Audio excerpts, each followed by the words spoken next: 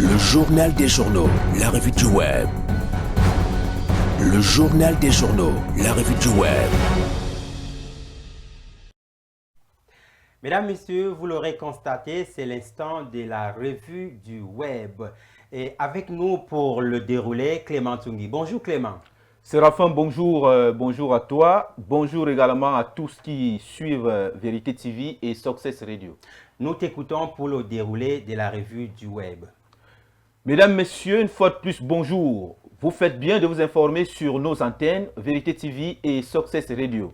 Alors pour cette dernière livraison de la semaine, nous ouvrons la revue du web avec ce communiqué Radio Presse numéro 4013 en prélude à la campagne électorale qui débute officiellement le samedi 27 septembre 2025 et en application des dispositions de l'article 93 alinéa 1, 2 et 3 du Code électoral. Le ministre de l'administration territoriale invite les candidats à l'élection présidentielle du 12 octobre prochain ou leurs représentants à bien vouloir transmettre aux autorités administratives concernées les calendriers des réunions électorales afin de permettre aux chefs des circonscriptions administratives de prendre des dispositions appropriées pour un encadrement administratif et sécuritaire. En l'absence d'un calendrier de réunion, toute réunion publique organisée doit être déclarée à l'autorité administrative des séances au moins 24 heures à l'avance en faisant mention de l'heure et du lieu de sa tenue. Il importe à cet effet de relever que ces dispositions visent à assurer le bon ordre public pendant toute la période de la campagne électorale et un déroulement harmonieux des réunions publiques ou des meetings de campagne tout en évitant des chevauchements sur les espaces sollicités à cet effet. Le ministre de l'administration territoriale compte donc sur le sens élevé des responsabilités des uns et des autres. C'est fait à Yaoundé le 27 septembre 2025 et c'est signé le ministre de l'administration territoriale Atanganji Paul. Mesdames, Messieurs, nous poursuivons la revue web de ce matin avec le site Cameroun Tribune qui parle du sang neuf au ministère des Forêts et de la Faune. Une dizaine de responsables récemment nommés dans les services centraux ont été installés vendredi dernier à Yaoundé au cours d'une cérémonie présidée par le ministre Jules Dorène Ndongo.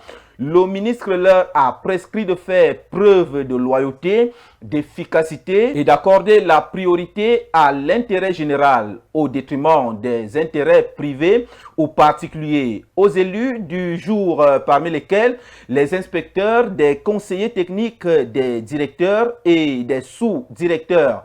Le ministre a également recommandé de privilégier l'intérêt national face aux intérêts étrangers. Nous poursuivons avec le même site de Cameroun Tribune qui parle du nouveau campus de l'EMIA.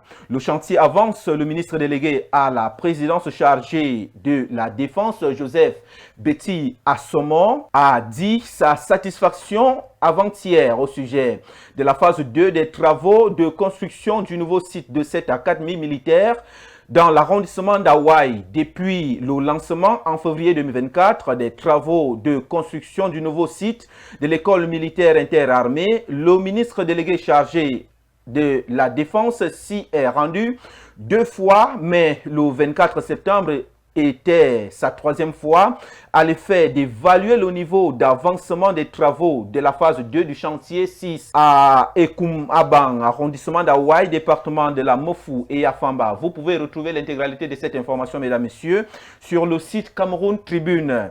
Le site lebladeparle.com fait état de 21 présumés malfrats interpellés à Yaoundé dans le cadre de la lutte contre l'insécurité. À Yaoundé, la police a mené une opération d'envergure contre l'insécurité urbaine aboutissant à l'arrestation de 21 individus soupçonnés d'appartenir à 4 gangs. Ils étaient spécialisés dans les agressions à main armée, ciblant principalement les débits de boissons, les boutiques et centres commerciaux.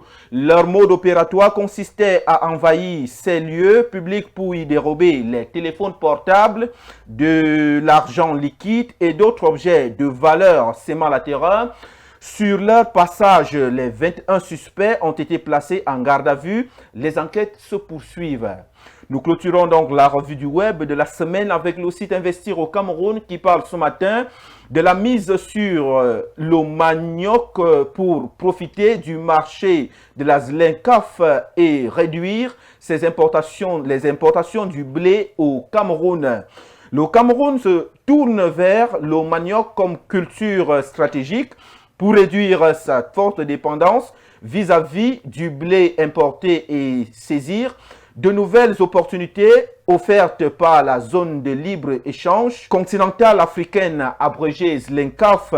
Les autorités espèrent que la promotion de la farine de base de manioc renforcera non seulement la sécurité alimentaire, mais stimulera aussi l'entrepreneuriat féminin dans l'agro-industrie. Le ministre des Petites et Moyennes Entreprises, de l'économie sociale et de l'artisanat pilote déjà des initiatives de soutien aux femmes dans les chaînes de valeur du manioc. Vous pouvez également retrouver l'intégralité de cette information sur le site Investir au Cameroun.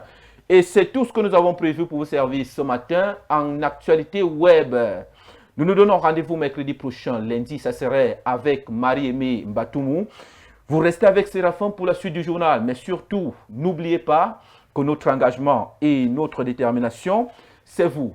Mais c'est Dieu qui couronne le tout. Séraphin, c'est tout pour ce matin. Merci Clément et bon début de week-end à toi.